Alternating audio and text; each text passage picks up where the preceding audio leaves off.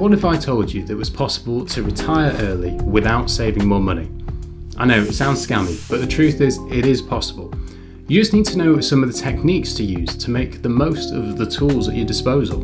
In this video, I'm going to go over 4 hacks that you might not have thought about when trying to save money for retirement. So let's go with the first and the simplest, taking advantage of tax relief. The benefit of this is that you let the government do part of the work and use the very tax efficient nature of pensions and ISAs to keep as much money in your pocket as possible. The main two I'm going to use in this example is the pension and the lifetime ISA compared to a normal stocks and shares ISA. Okay, so let's assume someone is at 40 now and they're wanting to retire at 60. The key thing to remember here is that pensions benefit from tax relief. So if you pay into a pension, you get tax relief added in. It's broadly the same position with the lifetime ISA, just the biggest difference is when the pension will have tax applied on the way out, but the lifetime ISA doesn't, as long as you withdraw after 60. The downside of the lifetime ISA is that you can only put in £4,000 per year and it's limited to basic rate tax relief.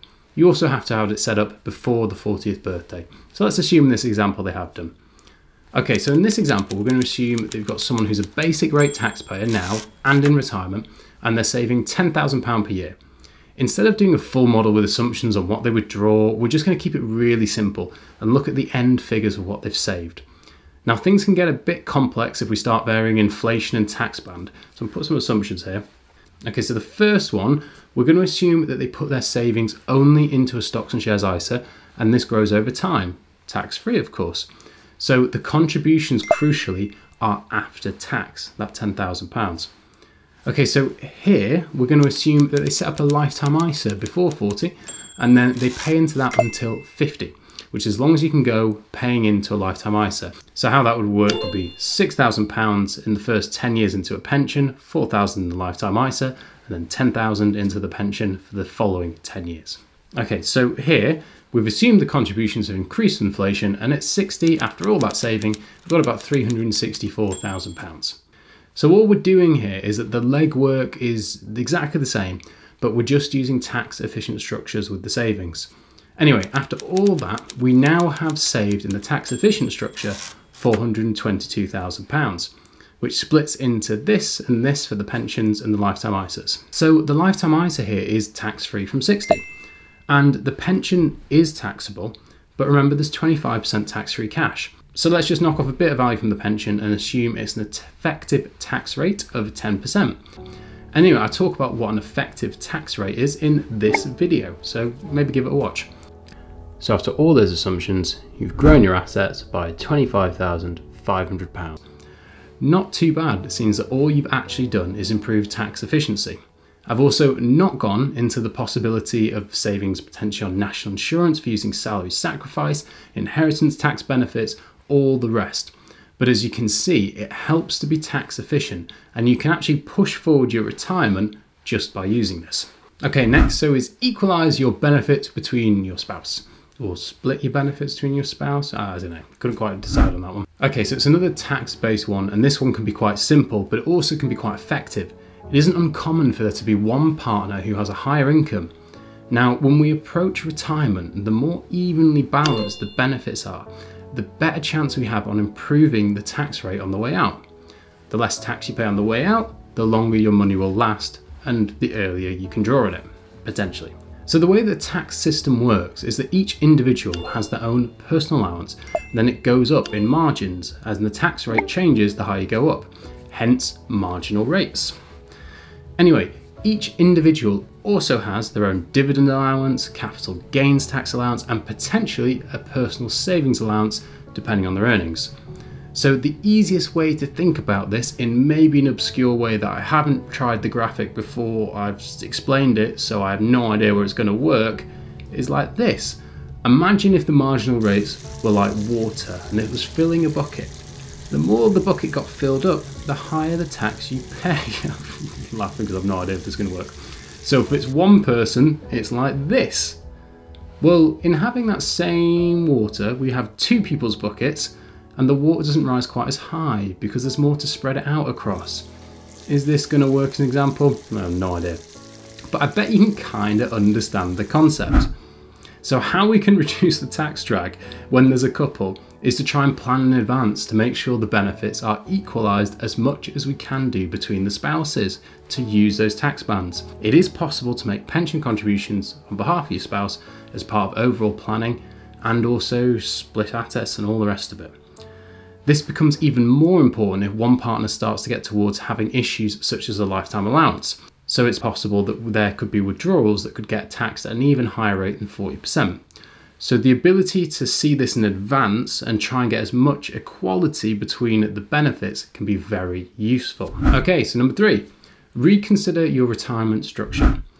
So one of the simplest ways to be able to retire early, assuming you have a flexible pension or assets you can draw on in a more flexible and individual way, is to be a bit more flexible with what retirement means for you as far as when to actually stop using your human capital when you earn money. And I think this is important because work is so much more than paying the bills. It's also about keeping us active and engaged.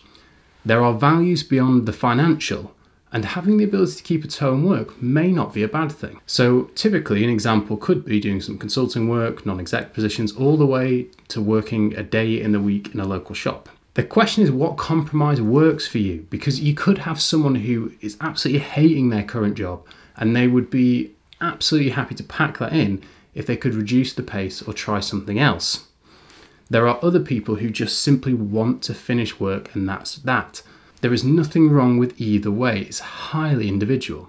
The obvious reason this is so effective is every pound you can continue to earn in some capacity is a pound you're not having to withdraw from your pension. So it's actually about the structure of retirement. Instead of it looking like this, where it's sort of a cliff edge and then withdrawing on your money, we can consider retirement which is more shaped like this, where we have elements of semi-retirement.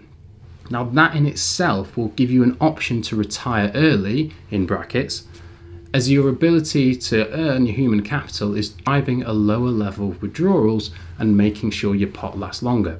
Now I know this sounds almost too obvious to say, but actually it's an area that a lot of people miss because they're just doing their job and they're not really thinking about the big picture.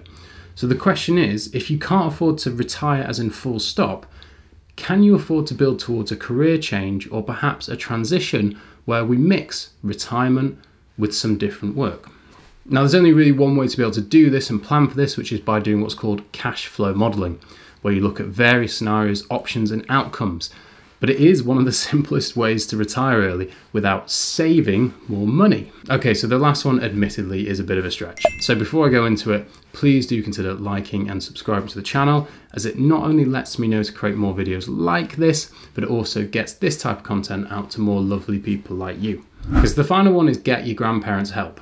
And I'm pushing this quite close to the line here because technically you're not saving money here, are you? See, it's not wrong, it's just misleading. Anyway, this is someone else is obviously saving as opposed to you. But stay with me because it's a useful point and there's some things you might not have considered.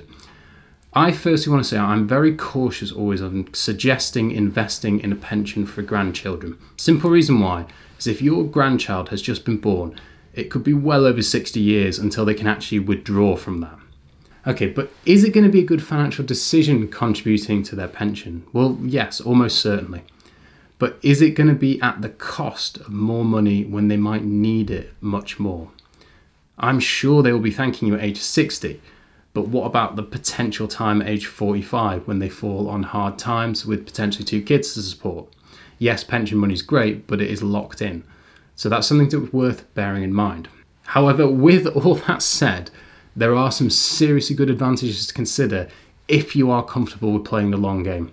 So let's go over an example where it could really make sense. Let's say there are grandparents sitting on a large inheritance tax bill, and it's highly unlikely that they've got care costs to worry about, all the rest of it. There are 2 inheritance tax exemptions which might be of real interest to them.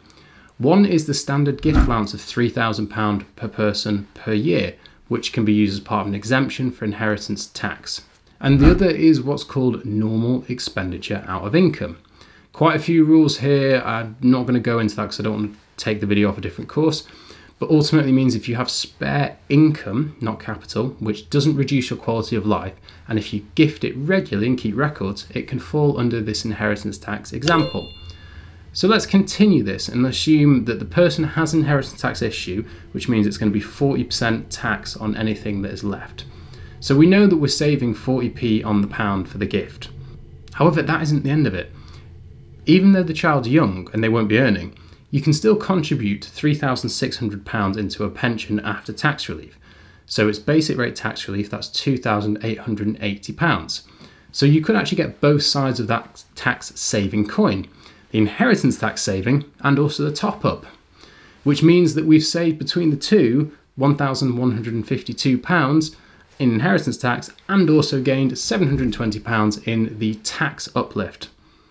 Granted, the benefit's much more on the grandchild than the grandparent, but it's still keeping money in the family. So yes, if you really are comfortable playing the long game and having it locked in, you can potentially get £1,872 tax relief on a £2,880 contribution. But that isn't really the main benefit. It's if it sits for potentially 60 years and you get the growth, because a 4% return after inflation charge is pretty reasonable. It means the magic of compounding is kicked off. So little Jimmy could have 37 grand in his pension in real terms just for that 1 year of contribution. Admittedly though, it's a very, very long time and he might have other things to think about. I will destroy humans. Which is now rapid, widespread, and intensifying. That is according to a... But hey, who knows? Fingers crossed. Anyway, they are 4 debatable hacks to retire early without saving more money. Well, 2 of them can add something to do with money, but close enough. So look, before you go, if you are thinking of retirement, there are 3 pension tax mistakes that quite a few people make, and you need to make sure you're not caught out by them. You can catch them in this video here. This has been Principles Personal Finance. I really appreciate you watching. See you next time.